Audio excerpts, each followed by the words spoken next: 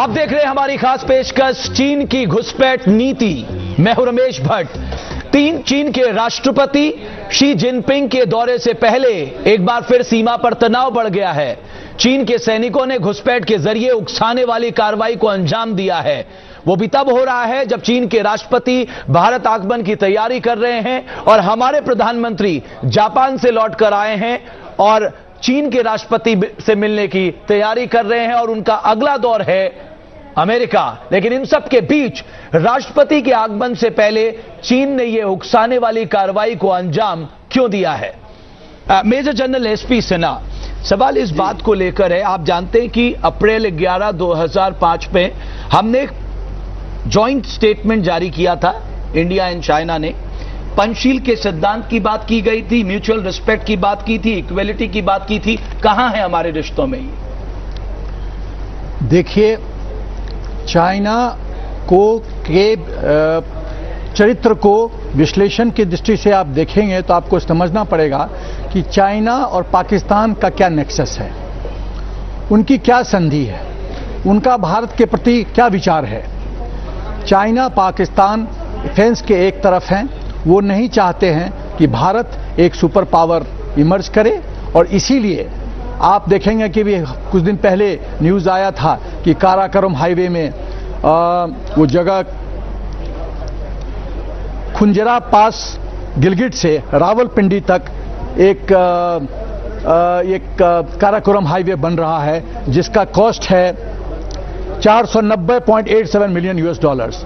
तो ये China Pakistan economic corridor की तरफ बन रहा है, क्योंकि चाइना जो ऑयल इंपोर्ट करती है वो 60% ऑयल आज सी के माध्यम से आती है, जो उसको बहुत महंगा पड़ता है।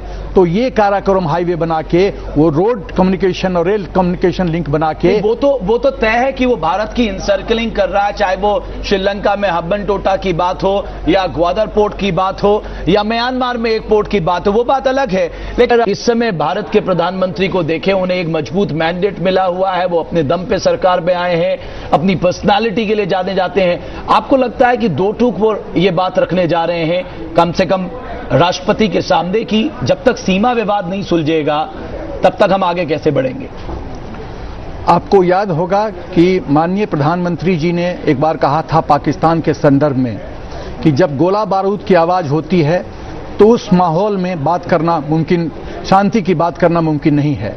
वही बात, वही संदर्भ चाइना के लिए भी एप्लीकेबल है कि यदि चाइना ये दुरुपयोग व्यवहार दिखाता है कि उनके प्रेसिडेंट तो भारत आ रहे हैं और 100 बिलियन का सौगात लेके आ रहे हैं, लेकिन सीमा पे उनकी फौज लाइन ऑफ कंट्रोल को क्रॉस करती है और भारतीय सीमा का अनादर करती है। तो अलग अलग लेवल पे चाइना अलग अलग मैसेज देने की प्रयत्न कर रहा है। उनकी फौज ये मैसेज दे रही है कि हम लगातार ही इंट्रूशन करते हैं और एक थ्रेट बनाए रखते हैं। जब फ्लैग मीटिंग होता है, फ्लैग मीटिंग में विचार विमर्श होता है और जो कंप्लेन होता है उसका आदान प्रदान होता है, लेकिन एंड रिजल्ट उसका क्या होता है? लेकिन आपको कम से कम आप जानते हैं कि भारत के लिए क्या इंपॉर्टेंस है, आप जानते हैं अरुणाचल प्रदेश की हमारे लिए क्या इंपॉर्टेंस है। अगर तिब्बत ताइवान की हम बात करें जिस पे वो अपना अधिकार जमाता है, वो अपने आप अलग है। आप अरुणाचल प्रदेश और जम्मू कश्मीर के लोगों को स्टेपल वीजा देते हैं, वो बात अलग है। हमारे राष्ट्रपति अगर अरुणाचल प्रदेश का दौरा करते हैं, आप सवाल उठाने लगते हैं। तो ऐसे में सवाल ये है कि एक तरफ दोनों देश मिलकर एशिया की सदी कहते हैं, आगे बढ़ना चाहते हैं, और दूसरी तरफ इस तरह के घटनाक्रम एक साथ तो नहीं चल सकता। सिन्हा साहब, ये सब एकदम आप सही कह रहे हैं कि दोनों, जैसा मैंने शुरू में ही कहा था, दोनों चीज सच नहीं प्रकट नजर आते। कि आप एक तरफ दिखाना चाहते हैं कि आप भारत की आर्थिक विकास के लिए 100 बिलियन देने के लिए तैयार हैं, 6 बुलेट ट्रेन देने जा रहे हैं और 2 इंडस्ट्री पार्क बनाने जा रहे हैं, मैन्युफैक्चरिंग हब में भारत को मदद करने जा रहे हैं, और दूसरी तरफ आप ऐसी हरकतें करते हैं जिससे आपके नियत पे, चाइना के नियत पे शक होता है। और मेजर जनरल सिन्हा, अभी नेशनल सिक्योरिटी एडवाइजर की ओर से बयान आया था कि चीन के राष्ट्रपति और भारत के प्रधानमंत्री ये जो बॉर्डर डिस्प्यूट का मामला है ये सुलझा सकते हैं। आपको इस विजिट से लगता है सिन्हा साहब?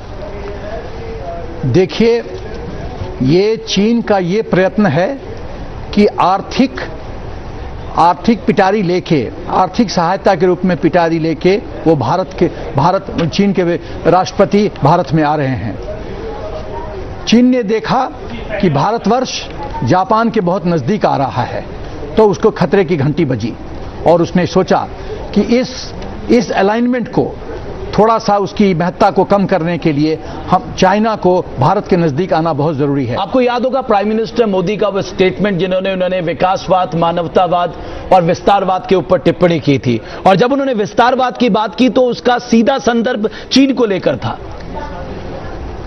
यह एकदम सही बात है कि चीन का जो दृष्टिकोण है, चाहे वो तिब्बत हो, चाहे अरुणाचल प्रदेश हो और अक्साई चीन की बात हो, तो उसका दृष्टि, उसकी सोच सही नहीं है। जो टेरिटरी हमारे देश का है उस टेरिटरी की तरफ देखना और झूठा मूठा मैप पब्लिश कर देना और अरुणाचल प्रदेश को चीन का हिस्सा बताना, यह सही नहीं है। और चाइना को इसके बारे में सोचना पड़ेगा कि यदि सही माने में दोस्ती करना चाहते हैं हिंदुस्तान से, तो हमको प्रत्यक्ष रूप में म्यूचुअल रिस्पेक्ट की बात करनी होगी, आपको इक्वलिटी की बात करनी होगी। प्रोफेसर, जो सबसे बड़ा मुद्दा है इस यात्रा के दौरान देखना यह होगा बॉर्डर डिस्प्यूट का मुद्दा या मैरीटाइम सिक्योरिटी का मुद्दा, दोनों देश आगे कैसे चलेंगे, इन सब मुद्दों पर नजर रहेगी। इस खास पेशकश में इतना ही। न्यूज नेशन में खबरों का सिलसिला लगातार जारी है।